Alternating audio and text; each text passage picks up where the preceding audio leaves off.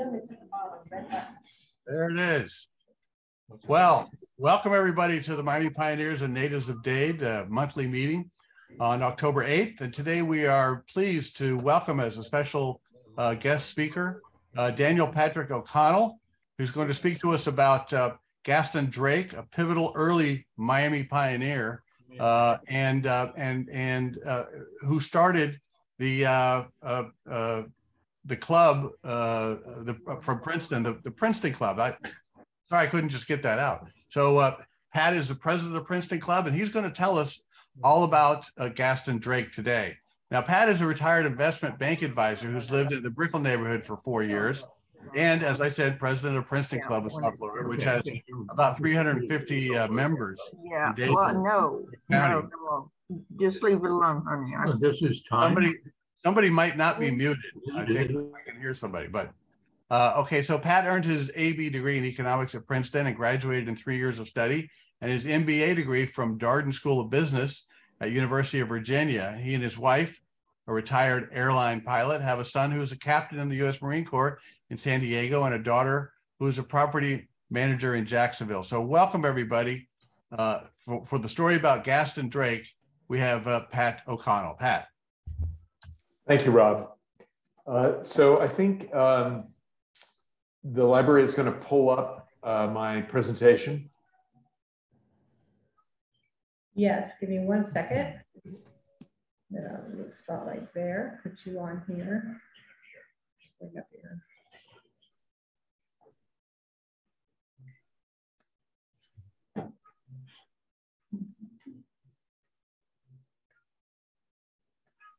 Give me 1 second so I can share. That looks like Tom McCain. Yeah. Oh, that's true. I have a picture of me with John McCain. He was a lot older than I was.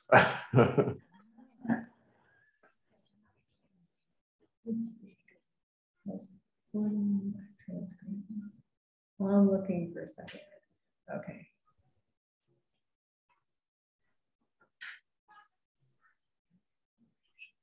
Sorry about my slowness.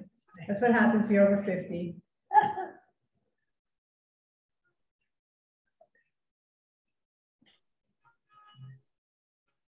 All right.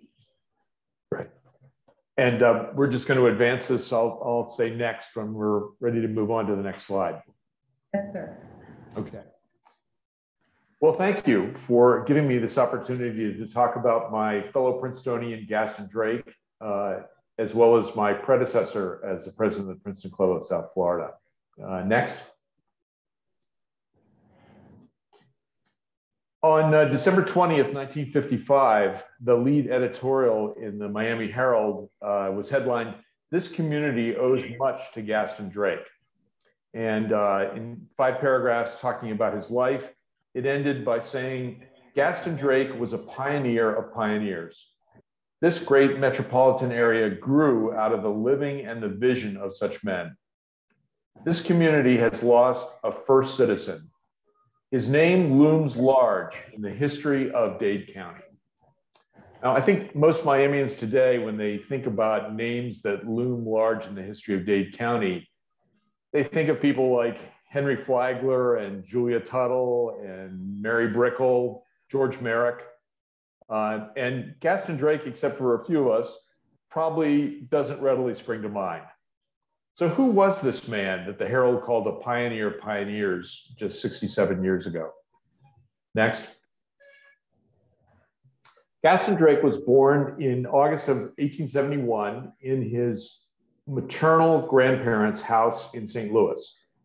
And Lucas Place was the prestige address before the Civil War to live in St. Louis. Next. And Gaston and his 3 brothers were all born there. Gaston, Trustin, Bertram, and John. 3 of them followed Gaston to Princeton. Next. Gaston's grandfather, Trustin Polk, was a Yale-educated lawyer who had moved to the frontier town of St. Louis from Delaware in 1835. He was a practicing attorney in St. Louis, a very successful real estate investor. And after an unsuccessful campaign for US representative in 1854, he was elected governor and then senator of Missouri, taking office in January of 1857. Next. These, of course, were tumultuous times in the US, and Trustin Polk was an unapologetic supporter of the South in the Senate. He was not present for the session that began with Lincoln's inauguration in 1861. And of course, the beginning of that term was when the Battle of Bull Run was fought. So on January 10th, 1862, the Senate voted unanimously to expel him from the Senate for sympathy with and participation in the rebellion against the government of the United States. At this point, Trustin Polk had already left Washington, had gone back to Missouri. Some of his critics argued had put his money into trust for his wife and daughters, and had taken a carriage across into Arkansas to fight with the Confederate forces over there. Next.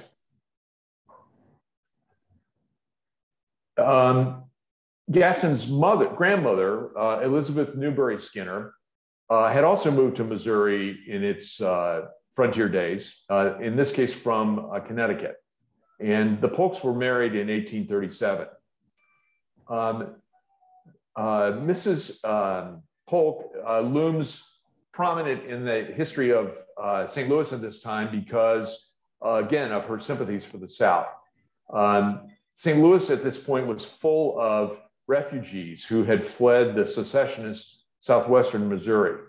And the Union Army that occupied St. Louis felt that Confederate sympathizers in St. Louis should be made to pay for the cost of these refugees. So they levied a tax that Mrs. Polk refused to pay, and the Army both confiscated her material goods and then ultimately confiscated her house and exiled her and a number of other Southern sympathizers into the South. The thinking was, hey, if they're gonna support the South, then they should be down where the South is in control. So they loaded them on this boat that you see pictured here and sent them downriver, in theory, to Memphis, where they were going to catch a train to the Southern-controlled Alabama. But this was just prior to the Battle of Vicksburg, and I'm guessing train lines were not so clear, and so they deposited Mrs. Polk and her daughters and 19 other Missouri residents in the just above Vicksburg, where Grant was sort of marshaling his resources for the attack on the city. And they then went upriver in Mississippi and were ultimately captured by the Union Army when Senator Polk came across to try and rescue them. So an adventure that most women in the Civil War probably didn't have. Next.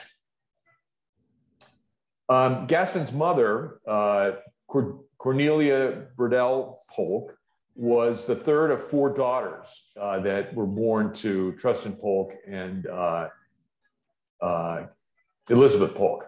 And there's a typewritten history from the family that says that Gaston's mother was enrolled in the Patapsco Female Institute, that you see pictured here, in Ellicott City, Maryland, at the outbreak of the Civil War.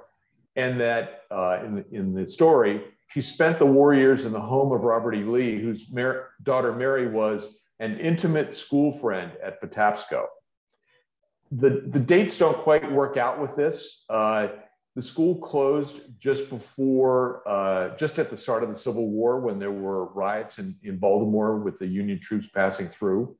And actually the Lees left Arlington, their estate across from Washington, within a week to move deeper into the South to a plantation that was controlled by one of their other children.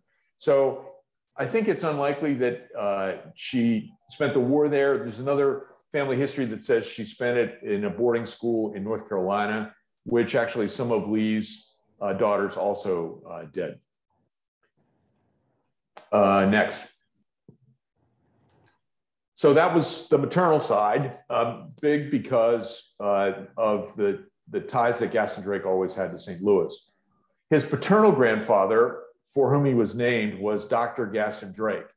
And he was a planter and physician in northern Alabama, northwestern Alabama. Dr. Drake and Mary Maria Moore were married in North Carolina, but by 1840, they had moved to Alabama. And Gaston's father, who was James Elias Drake, was born in 1843 in Alabama. Interestingly, Dr. Drake's had a problem with arson. Not that he practiced it, but he was the target of it. In 1847, local newspapers reported a heavy loss by fire at the warehouse at Drake's Landing, with over 1,000 bales of cotton destroyed.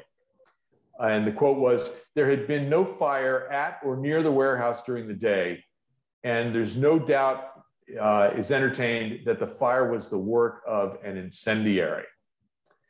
3 years later, the local newspapers reported that Dr. Drake's large and handsome dwelling, recently erected in the eastern part of our village, this was Greensboro, Alabama, was totally destroyed by fire on Sunday night. There appears to be no doubt that this most diabolical act was the work of an incendiary. Dr. Drake expected to move in on the morning on which he found it a heap of ruins.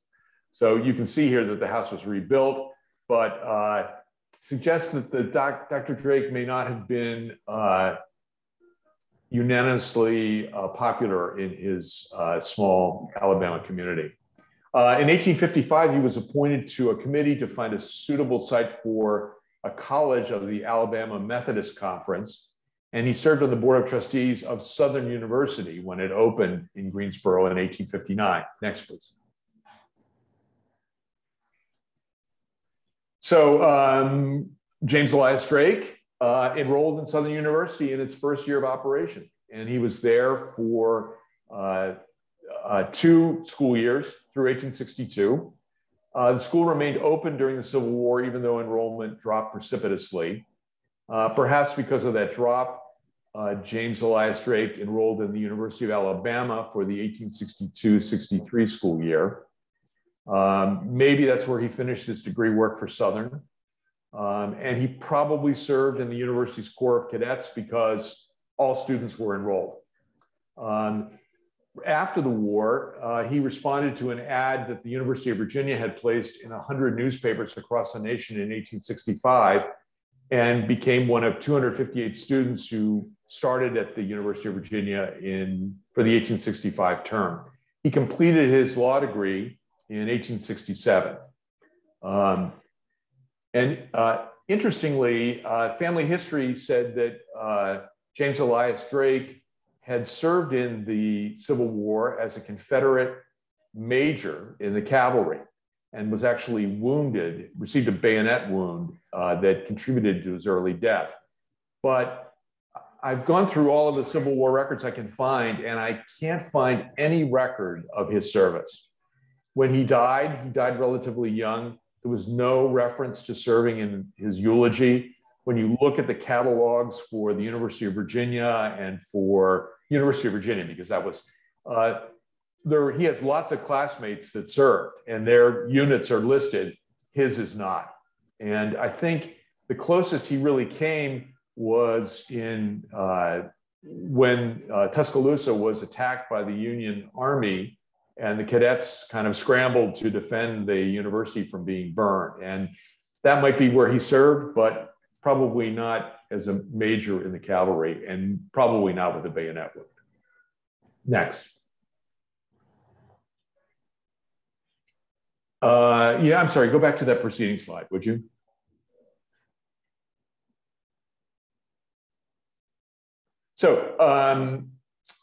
So he graduated from the University of Virginia in 1867, ended up in St. Louis and joined Trust and Polk's law firm in December of 1867. 2 years later, he's made a partner, and 9 months later, he marries his boss's daughter. Polk's daughter, Cornelia Brickell Polk. And then 10 months later, Gaston Drake, named for his paternal grandfather, was born. So in these days, life in the South was difficult, particularly for landowners who were suffering from Reconstruction. And not as much the case in St. Louis, where the Drakes, the Polks had always been pretty well ensconced, and their money came from real estate and a legal practice. But certainly for the Drakes back in Alabama, it was a difficult time. And James Elias Drake's older sister was married to Andrew Jackson Farr, who was a broker, commodities broker in Alabama. After the war, his name started popping up where liens were being placed against his property in order to pay off a mortgage. And he did what a lot of other Southern planners did in those days. He looked at Florida as a place to get away from this. And he reportedly rode a horse down and rode around Lake Harris, which is southeast of Ocala, and decided that was the place for him. And he moved the family down in the early 1870s. And his sister's his brother-in-law, who was James Elias Drake, followed him down, liked what he saw, and did the same. And moved his family down in 1874 when Gaston was only 3 years old.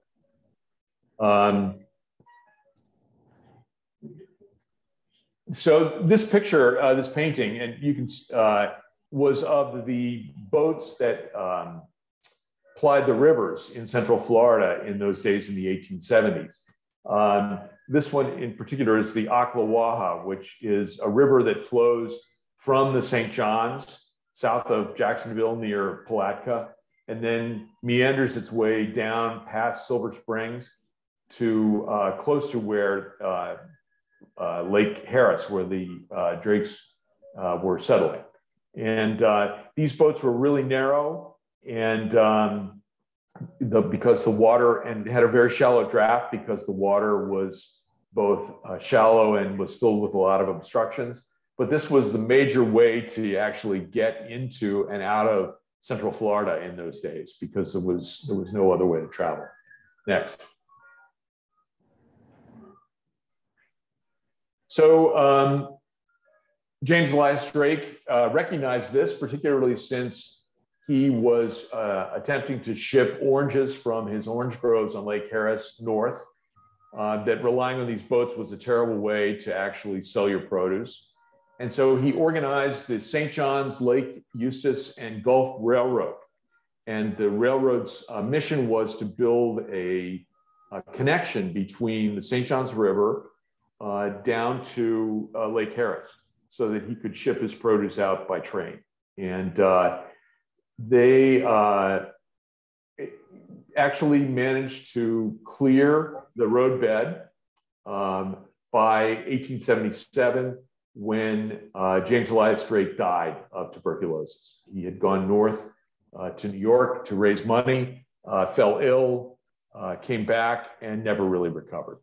And interestingly, the railroad that he formed never actually went any further than the cleared roadbed. And 2 years later, another railroad was chartered called the St. John's and Lake Eustis Railroad. Raised money reportedly from the Astors, who were building their community of Manhattan at the one end, the one terminus of the railroad on the St. John's River. And when this railroad opened, the first engine that they bought, they christened the James Elias Drake, presumably in honor of the man who had dreamed about this railroad and actually laid the groundwork for it. Next, please. So life on Lake Harris in these days was a simpler time. You know, a lot of us have read that book. I think is it a Land Remembered, that's about early settlers in Central Florida, which I think is a good read. But this other book that I've really liked, and when you can find online, is called Three Little Crackers from Down in Dixie. And it's basically the story of James Elias Drake's nephews, the sons of his sister and brother-in-law, A.J. Forrest. And the picture it paints for the Three Little Crackers: fishing and boating in Lake Harris, not swimming, of course, because it was full of alligators, gathering alligator eggs, hunting game, guarding the family's fruit orchard from marauding bears, riding their pony, interacting with the Seminoles who were still resident in Central Florida. And I think in a lot of ways, this probably described the experience that Gaston had in growing up in Central Florida. His mother had a new house built for them after his father died. And gosh, it went dark in here. Hold on. There we go. She brought tutors down from the north to educate the boys. But it was an outdoor life. And I think for a lot of Floridians, it really is a past that they have trouble envisioning now in this modern age. Next. So you can only go so far with tutors in Central Florida. And in 1883, Gaston was sent north to boarding school in Philadelphia, initially to a school called Urey House School, just outside of Philadelphia. And later, when that school closed, he transferred to St. Luke's. And there's some articles in the Philadelphia newspapers about his athletic prowess. He played in a tennis tournament in Wilmington. In this case, in the St. Luke's field day, I think he won the javelin throw and one other contest. So he was already shaping up as a gifted athlete. And the people who ran Urey House School, it was a family named Crawford. And the family ultimately built a house in Coconut Grove, and which they called Urey Lodge, in memory of this place where they had run their school. And Gaston reportedly remained friends with them for all of his life from those early days in boarding school. Next. So, he's there at Urey House School and St. Luke's, but then in 1990 moves on to what was then called the College of New Jersey, but informally, as you can see on these baseball uniforms, known as Princeton. And he loved Princeton, and he was, as a student, he was a really good athlete. And you can see him, he's in the lower right-hand corner of this picture with the baseball team. He was a pitcher. Next. And he was a really good pitcher. He was not that much of a student, though. And he started at Princeton at the same time that Woodrow Wilson came to Princeton, his alma mater, to serve as a professor. And Wilson would then go on to become president of Princeton University, governor of New Jersey, and then president of the United States. But while he was at Princeton, and particularly when he was president, he really revolutionized the method of education that Princeton practiced, bringing it more into line with research universities in Europe. And Gaston wasn't there during that time. So he was enrolled as a special student. He, the catalog said that special students weren't working toward a degree. They were there to get a certificate in a special field like geology or some other scientific field. But I've actually looked at Gaston's grades in the university archives, and they weren't that good. And the courses he took really were kind of a scattershot of courses. It was hard to see what it was that he was doing there, other than pitching for the baseball team, which he was very successful at. Next. So Gaston left Princeton before his class of 1894 graduated. And he wasn't actually going to get a degree anyway, so there was no reason for him to hang around. He left in the fall of 1893. Just before his class graduated in the spring. And he went back to Yalaha, which was the name of the town where the Drake Point Orange Grove was on Lake Harris, and worked there for 2 years. He characterized his occupation as superintendent, which was probably correct because, of course, his father had died 20 years before. His mother had remarried, but his stepfather had a carpet wholesaling company in St. Louis. And as actually Mrs. Drake died in the fall of 1895. So Gaston was probably pretty much on his own. And of course, any Florida historian knows that this period, 1894-95, was a disastrous one for orange crops in Central Florida when severe frost killed off a lot of the trees that had been planted there. So end of 1895, his brother Trustin, who had graduated in the spring, taken a job in Pittsburgh, working for a steel company, leaves Pittsburgh and comes back to Yalaha to work on the family orange groves. And we can imagine this conversation in the family homestead. Gaston says, "Hey, I did my turn. It's yours. I'm out of here." And he goes up to St. Louis. He works as a salesman for Liggett & Meyer Tobacco Company. And then he works for a year as a salesman for his stepfather's company. And once again says, it's time to move on. And he goes to the Bahamas. Next. So his role in the Bahamas was as a fruit and vegetable broker. And in these days, the Bahamas were very productive agricultural area supplying produce to the United States, particularly pineapples. They were shipped by schooner to New York and Philadelphia and Baltimore. And Gaston was playing a role in that. You know, he was buying and selling, but he was doing other things. And so in 1900, he buys the rights to a Spanish warship that you can see here had been wrecked during the Battle of Santiago in the Spanish-American War, was being towed to, I think, Norfolk, Newport News for refurbishment by the US Navy. It sank in a storm. Gaston buys the rights and decides that he should be able to export the scrap to the United States without paying any duties because it was an American ship.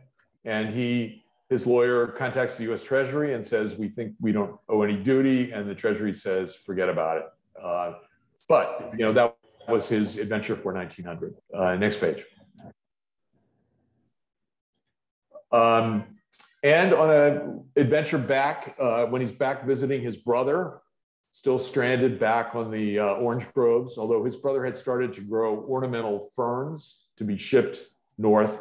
But Gaston talks him into buying drilling rights for oil in outside of Ocala.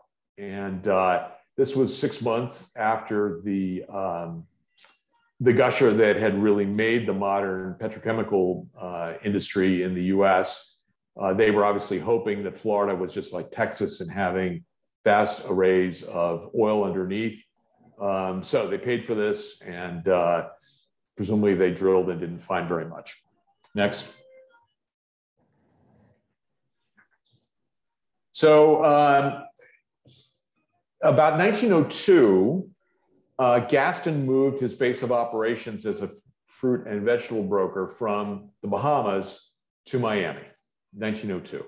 And the switch, I think, was, there were several things going on here. One, of course, with the construction of the railroad to Miami in 1896, it made Miami much more accessible, both to Northerners coming south and also for anybody who's shipping produce north. So it was a logical place to be if you were going to be a broker.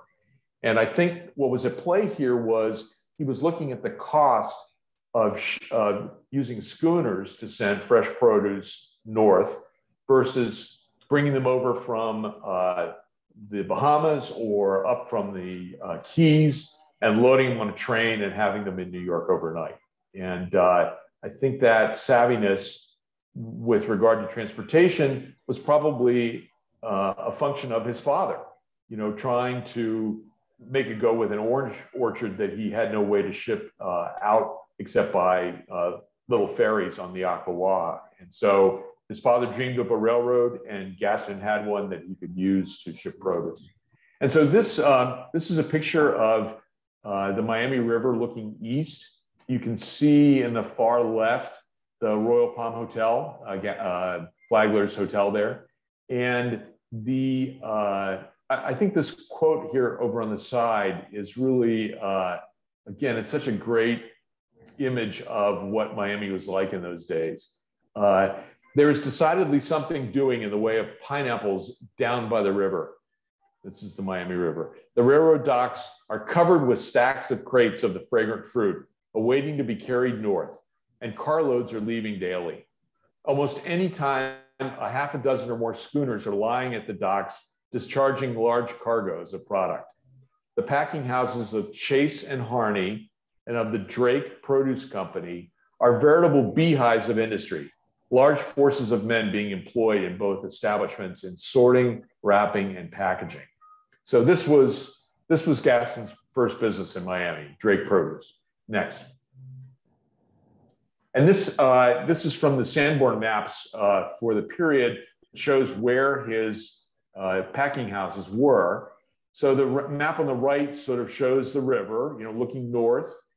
That green box on the right-hand side is the Royal Palm Hotel. And where the number 1 is, that's where the Drake packing houses were. And you can see the railroad running down there. That's where the Metro Rail runs now. Just to the right of that was Avenue E, which is now Southwest First Avenue. The bridge that you can see is South Miami Avenue. That was Avenue D in those days. So, and looking over on the left, you can see, you know, his produce, his packing house was right on the river. And so schooners would come in from the Bahamas or from the Keys, they'd unload product, and then they would just repackage them and move them right down to the train, to the train tracks to load onto the Florida East Coast Railway for shipment north. Next.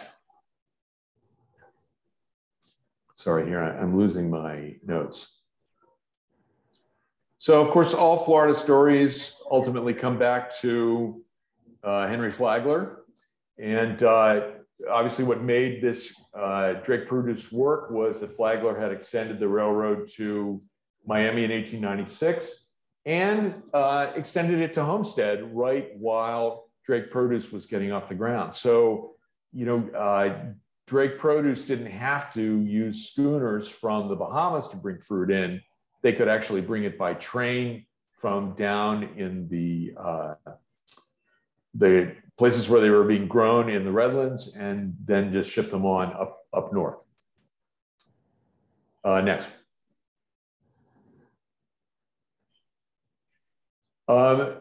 But it wasn't very long from this time when he came in that the decision was made, Flagler made the decision to extend the Florida East Coast Railway down to Key West. And you can see on the left, this is a little ahead of the story, but this is part of a construction picture for the Key West extension. The thing that I see there is a lot of logs sticking out of the water, which, you know, when you think about building a railroad that's going over vast amounts of water, 7-mile bridge, you need a lot of wood. And everyone knew that, including Gaston. And, you know, and what was driving this, of course, was that there had been a revolution in Panama in November of 1903. And suddenly the US was in control of the construction of the Panama Canal that had pretty much ground to a halt under the French. And so Americans, Henry Flagler, Gaston Drake presumably realized or thought that Key West would grow. Key West was already the largest city, third largest city in Florida, bigger than all of Miami-Dade County. And so they saw Key West as the first American port that everything from coming through the Panama Canal was going to go to. If you have a train there to receive the goods, they just ship them north from there. And that was the opportunity that was really designed to meet. Next. So the nice thing was for a construction project that needed a lot of wood, there was a lot of wood available. In those days, the ridge that ran along the coast through most of Dade County was covered with old growth Dade County pine. And these were trees that in some estimates had been growing for 100 years. They had survived the periodic fires that would sweep through. And actually the fires hardened the wood so that they were unusually strong, insect resistant. You know, lots of stories how hard the wood was to work with because you just couldn't saw into it. And they grew particularly straight and tall because they didn't get a lot of nutrients. You know, they were growing out in wetlands where there just wasn't a lot to really support them. And so they over 100 years, they grew to be really strong. So next, please. So Gaston knew about these because he was a hunter, you know, from his days growing up on Lake Harris. And he would hunt in the pinelands that were in South Dade. He knew the quality of the wood. He knew what they could be used for. So he had the inspiration that he should create Drake lumber as a way of harvesting this wood and supplying the construction projects that were going on all over Florida at that point. So he raised $100,000 from his best friends at Princeton. And one of his best friend's business partner, a guy named James McGee Perrine. And so with these Princeton investors and Mr. Perrine, they created Drake Lumber Company in June of 1906. And Drake Lumber then went on to buy the timbering rights on thousands of acres from Henry Flagler's real estate affiliate, Model Land and the Perrine Land Company, I think it was called. And the obvious question is, was there a tie between the Perrine, who was an investor in Drake Lumber, and Henry Flagler? You know, it's, all of you probably know even better than I, the Perrine grant. Congress gave that to Dr. Perrine back when South Florida was first being settled. He, of course, was killed in the Keys. His family kept the grant, fought for years to perfect the lien because the grant was dependent on putting settlers on the land. They finally won when Henry Flagler stepped in and supported them with cash and lawyers and influence in return for half of the land. And so Flagler and Perrine, very close. And this Perrine, who was Gaston Drake's investor, was born in the same place that Dr. Perrine was.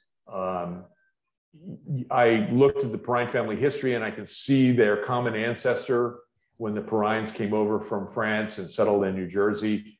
So I think it's a logical assumption that his one outside investor offered him access to Henry Flagler that let him sign all of these timbering rights for all of its land. This, of course, is one of the engines that Drake Lumber used to haul wood out of the pinelands. And for Princetonians, What's notable, of course, is the number on the in the front there. You can see 94. Gaston Drake would have bought this engine just because it was engine number 94. Next.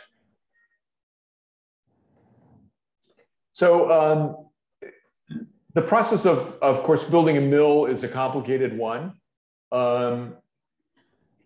Gene Taylor, who wrote The Villages of South Dade, interviewed a lot of residents of South Dade back in the 60s and the 70s. And she wrote, Mr. Drake bought a mill from a Dr. Kemp in White Springs, Florida. When he brought it to South Dade, many of the former employees, both black and white, came also. And I searched around for Dr. Kemp and I couldn't find him in White Springs, but White Springs was the center of a big timber and paper company that was founded by Benjamin Franklin Camp. Camp's big Virginians. When I went to the University of Business School, the library in the school was the Camp Library that the family had donated the money for. And Camp had built a rail line from White Springs, which is in Central Florida, over to the coast so he could ship lumber directly from the port of Jacksonville. In 1905, he bought the locomotive, the James E. Drake, that had been named for Gaston's father. And the Camps, as well as the Drakes, lived in, when they sort of away from Ocala, from Yalaha, they lived in Ocala in similar, close to one another. And there was some intermarriage between Drakes and Camps. So I think what Gene Taylor was trying to say in this, not that she knew it, but most of the mill that initially went in Princeton, Florida for Drake lumber came from a Camp mill up in White Springs that they sold to their friend and distant relative, Gaston Drake. And the timing was perfect because Gaston was married 13 miles away from White Springs in Lake City at the exact time that he was setting up Drake Lumber and looking for a way to build a mill. So logical, he was up there on one of his marital trips and took a side trip to talk to the Camps about buying their mill. So the mill opened. Yes, let's go back to that one. And one of their first shipments was this one on a schooner to go north. 250,000 feet of lumber going to Elizabethport, New Jersey. This was the first lumber that was ever shipped out of Miami for a northern port. And I'm guessing that it was going to Elizabethport because, again, James McGee Perrine and his partner, Gaston's friend from Princeton, Frederick Buckalow, owned a large lumber wholesaling business in central New Jersey, not too far from Princeton. So my guess is they had first claim on this, this shipment that was going out. But next, it wasn't long before this wood was staying a lot closer to home with his contracts to sell wood to the Florida East Coast Railway. So this was a note that Gaston sent to his class of 1894 on the occasion of their 15th reunion at Princeton. So 1908. Is that the right year? 4 and 5 is 9, 1909. And he says in here, the Florida East Coast Railway is straight behind us with their orders for material for the building of their road to Key West. And we cannot afford to let a trick like that pass us now. So, Princetonians skipping reunions, it only happens for a big reason. And in this case, it was because this railroad was being built and Drake Lumber was helping to build it. And he couldn't afford to go away from that major client. Next. And here's a picture of some of his wood being shipped down to Key West. You can see at the top, it says carload of lumber shipped into Key West on the Oversea Railway longleaf yellow pine, manufactured by Drake Lumber. And it's going actually to the mayor of Key West to be sold at auction, with the proceeds going to any charity designated by his honor. Mills and dry kiln at Princeton, general offices and retail yards in Miami. And in this case, it's actually sawn lumber as opposed to logs, but obviously you could ship logs on this as well. Next. So that the Key West extension wasn't the only big demand for Drake lumber.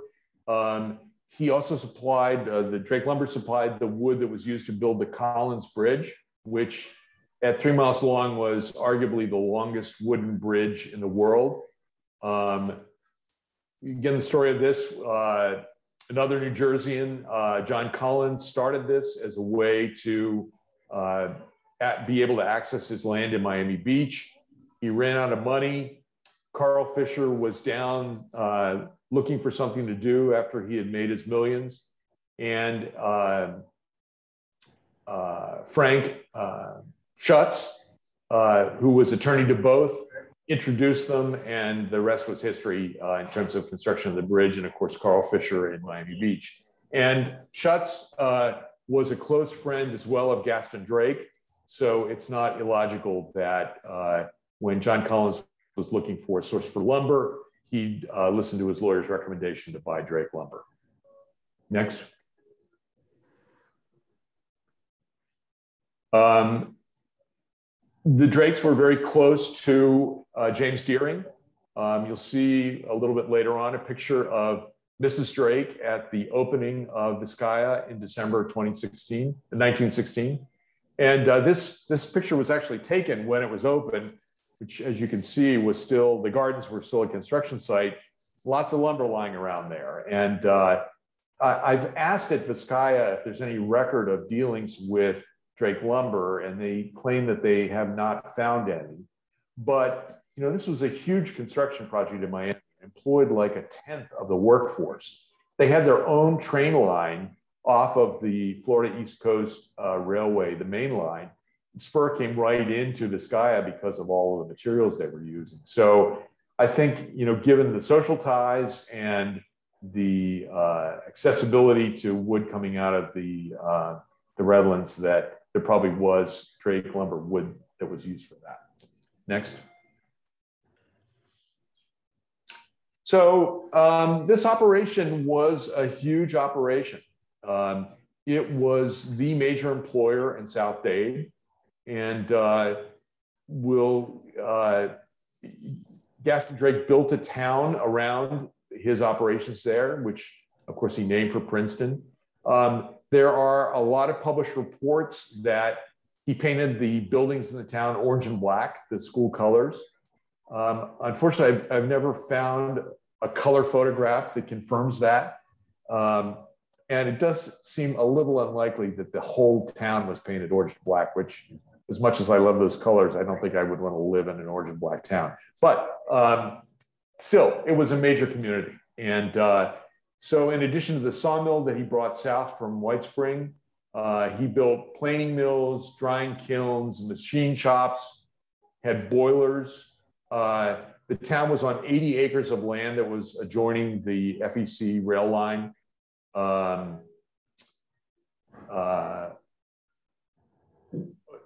The Miami Metropolis, which was a precursor to the Miami, I can't remember which one, the Herald or the News, characterized it in a full-page article as the single most important industry in the country south of Miami. And this article was written with Gaston's cooperation, but I think that was probably not an overstatement. Workers harvested as many as 350 big logs every day, and they would ship them to the sawmills using 20 miles of standard gauge railroad track. Locomotives, we saw that one that had the 94 on the smokestack. As one area would be cut over, the track would be torn up and relayed to another location. Pine trees were loaded onto a railway car with an A-frame skidder, which is what this is that you're looking at. that required 19 workers and 7 mules. Logs were sawn and stacked in drying kilns for 72 hours, which would lighten the wood because it would dry the moisture out of it. The lumber was then graded, trimmed, and tied in bundles for storage until final shipment throughout Florida. And then after the timber was harvested, Drake Lumber would offer the cleared land to homesteaders, touting the avoided cost of actually having to clear the land. Although I think there's a lot of work between having a land where the trees have been sawn down and actually being able to plant crops on it. Let's flip through some more of these slides and you can see some of the other pictures from the operations. So again, a skidder. This gives you a sense of the scale of this company town. It's a lot of wood. Hard to imagine all of this growing down there in South Dade. Interestingly, when you look at these pictures, it looks like a pretty complete mix of Black and white workers. And there was a segregated portion of Princeton, but when you look at the pictures of the town, aside from the fact that Blacks lived in one part of town and whites lived in the other, it's hard to tell the difference between them. And of course, the station, the FEC station for Princeton.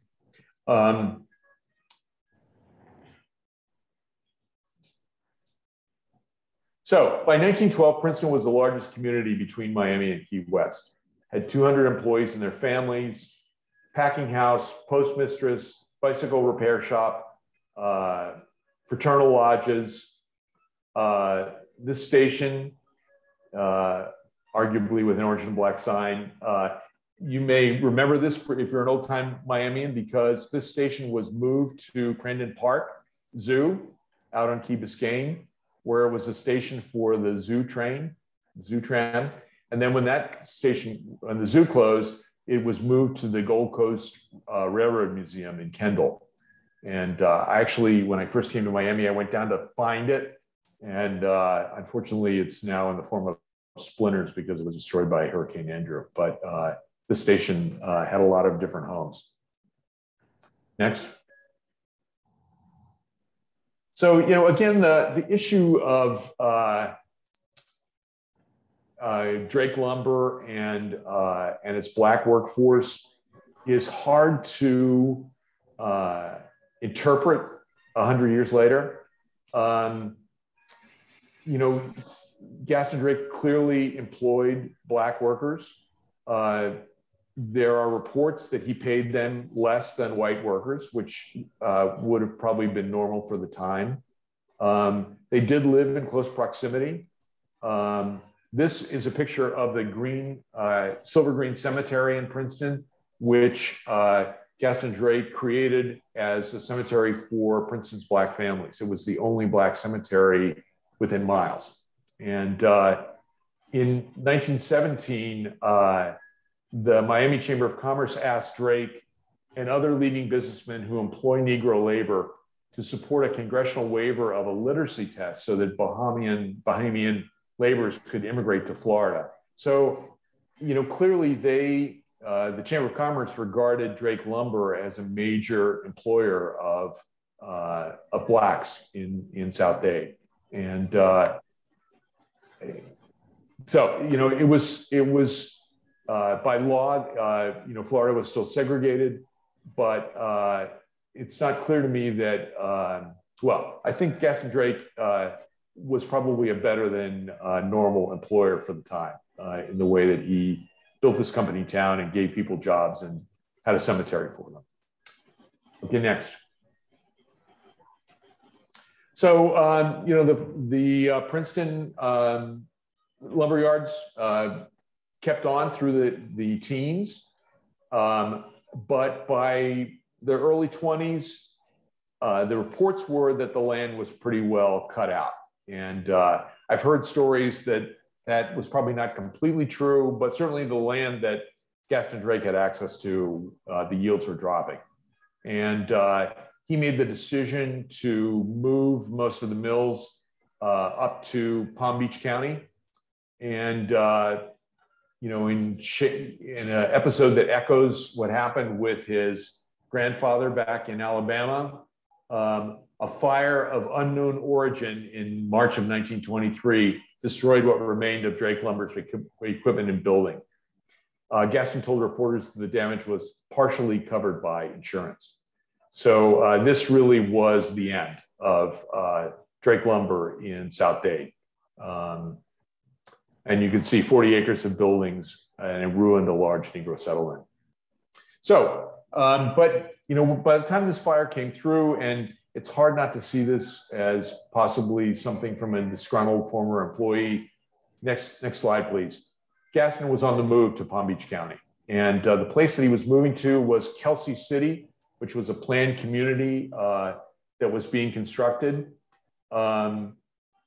Gaston, so he moved buildings and built new mills and processing facilities, leased timber rights on the surrounding lands on lots of like 100 or 200,000 acres. But significantly, he built this, he got it operating, and then he sold it to another company called the Indian Lumber Company in the fall of 1925 for $350,000, which probably was an okay return on what he invested, particularly since he had pulled all of his equipment out of Princeton. So Indian Lumber started shipping lumber, but installment sale was probably not a good decision on Drake Lumber's part because 1928 Lake Okeechobee hurricane swept through this part of Florida, just really affected the mills. And then, of course, at that point, you know, Florida had already started into the land bust that came as a precursor to the Depression. So I didn't see any records of it, but my guess is that they didn't actually get that $350,000 that they were contracted to. Next.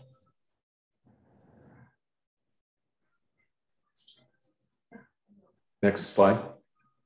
About that. But Gaston still lives in Kelsey City in the Kelsey City Brewing Company, which has 2 beers that memorialize him.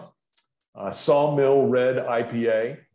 When Harry Kelsey needed lumber to build a city, he turned to Gaston Drake. And then Engine 94 Imperial IPA. Drake Lumber Company was moving so much lumber through Kelsey City that a train was the only thing that could keep it up. So Drake purchased his very own. Now, I don't know whether this was the train that actually went up to Kelsey City, but it could have been. Gaston loved the number 94. So, you know, next time you're in Palm Beach County, stop by and have a beer that salutes a famous Miami-an 2 counties north. Next.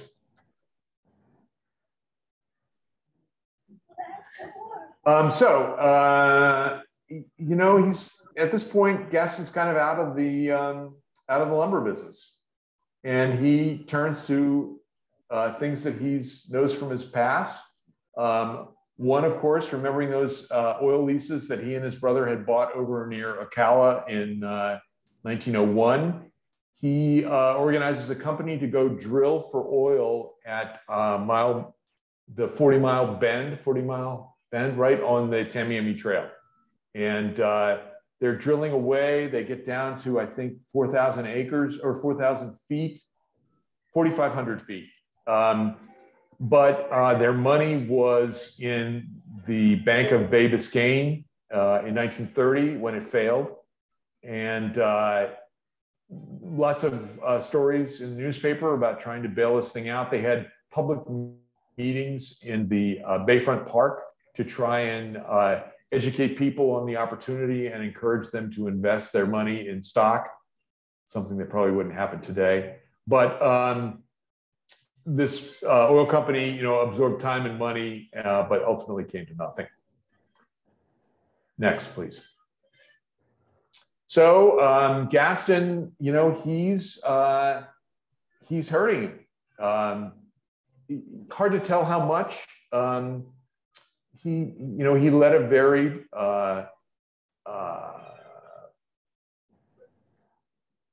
he led a lifestyle that would lead one to believe that he was very prosperous, and that's not cheap. So it's perfectly believable that he went into the Depression with not very much in terms of liquid assets. So he used his Princeton ties to get appointed as a prohibition agent, or a prohi in the terms of prohibition, in the waning days before repeal.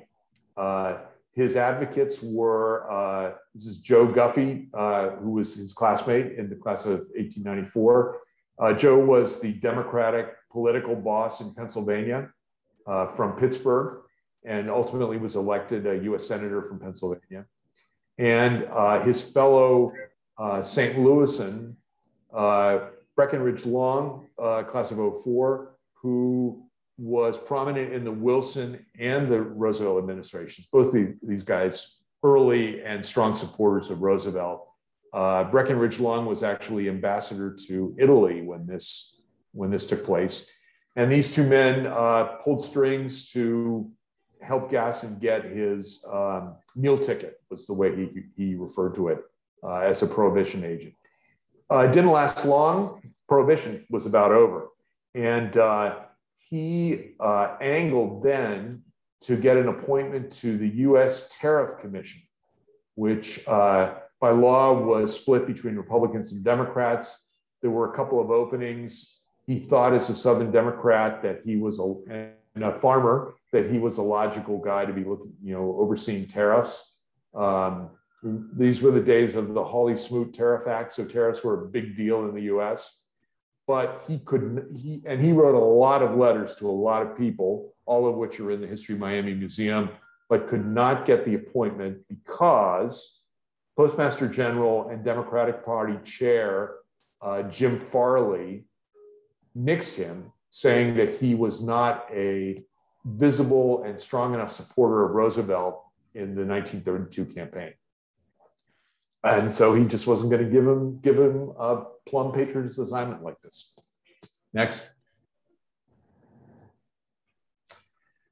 So, the 30s are a pretty quiet time for Gaston.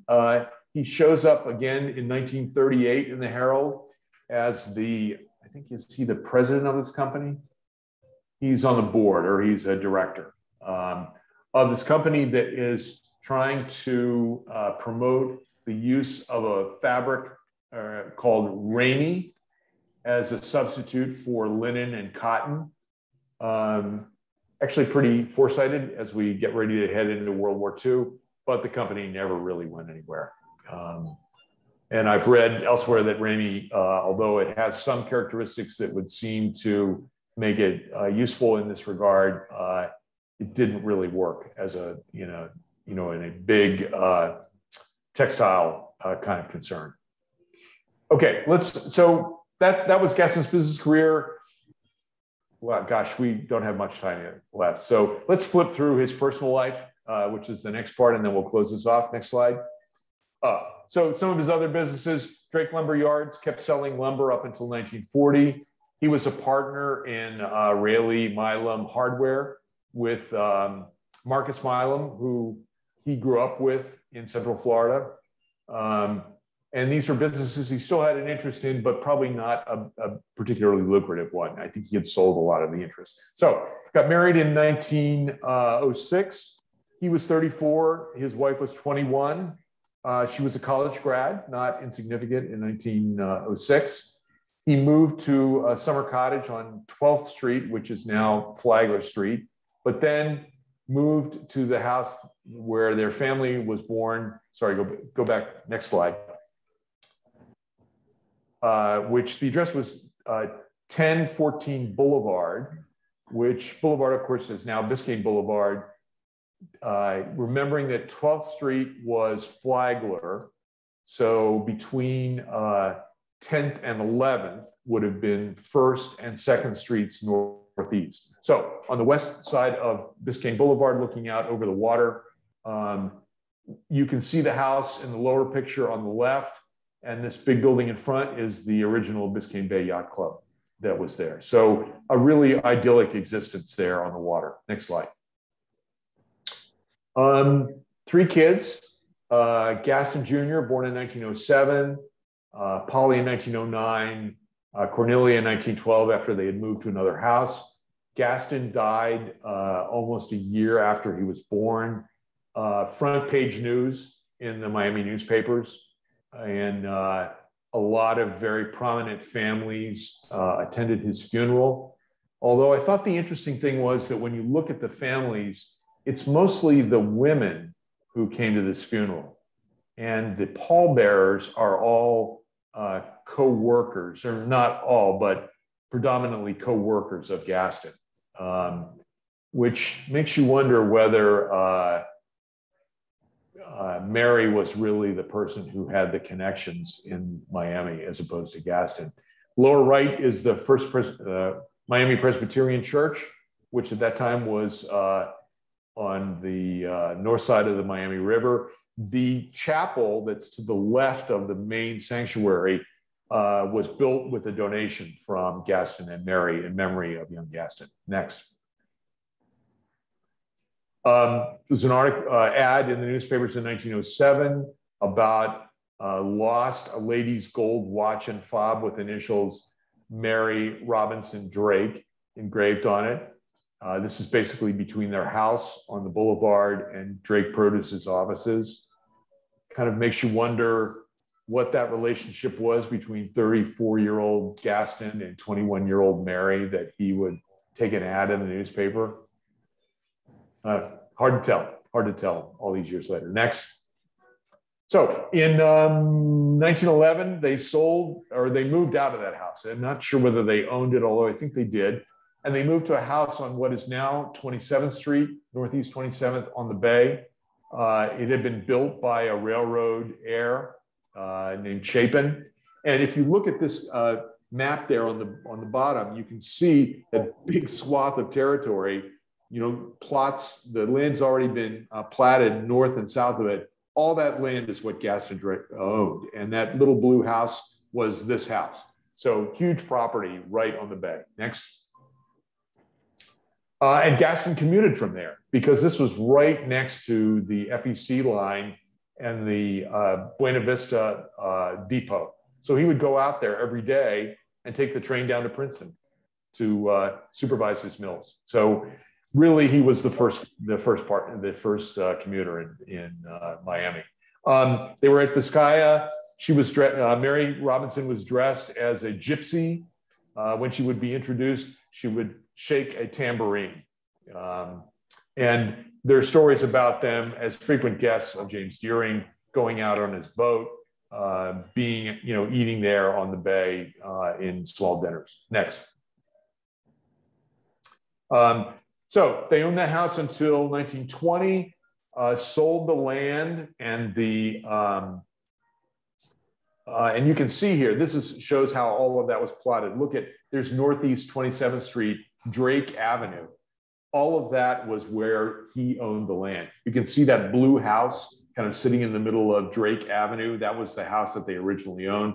Sold that house to a doctor from Philadelphia for $55,000, and the rest of the land was sold for housing. And they moved yet again, next, up to 447 Northeast 39th Street, which was the house that the caretaker for the Charles Deering's estate lived in. And you can see that map on the right. You can see Charles Deering estate on the top border. And they moved in there. They had the back of the house was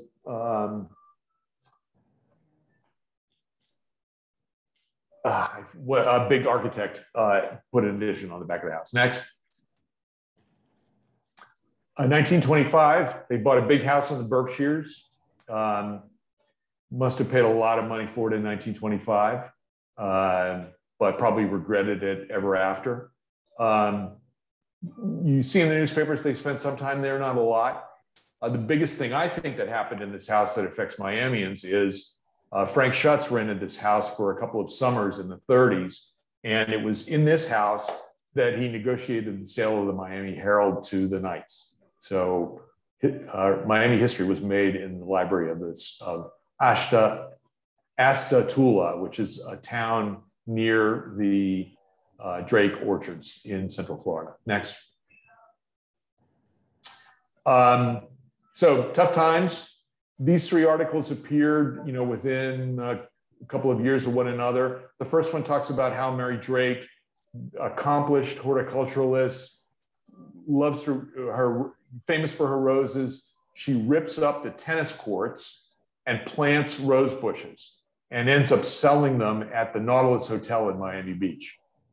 Second one talks about the brilliant ceremony with the Drake's daughter getting married in the Rose Garden, which after the ceremony, they entertained 500 guests for the wedding. And within a month of this wedding, Mary has an ad in the Herald selling 1,000 rose bushes for 15 cents each. So this was a woman who knew what she wanted. She knew that she was going to have this wedding. She knew she couldn't afford to have 500 guests in a hotel. She ripped up the tennis court. She planted roses. She paid for it by selling them, had the wedding, and then the rose bushes were no more. Next. Gaston founded the Princeton Club in 1926. This article from the Herald. Here's a picture of him at Hialeah, which actually Drake Lumber supplied some of the wood for. To Gaston's right, our left, is the president of Princeton, Harold Dodds, who's in Miami for a couple of weeks as the guest of Harvey Firestone, class of 23. And Gaston looks, this is 1936. He's kind of settled with himself, I think, at this point. This was in Frank Schutt's box at Hialeah. Next. So let's see, this was his granddaughter. No, this was his daughter who wrote about Gaston at the end of his life. The life in Yalaha made real countrymen of all the Drake boys. As young men, they went west to the Rockies to hunt and to the Northwest to fish for trout. Gaston Drake was never so happy in all of his life when he was hunting and fishing.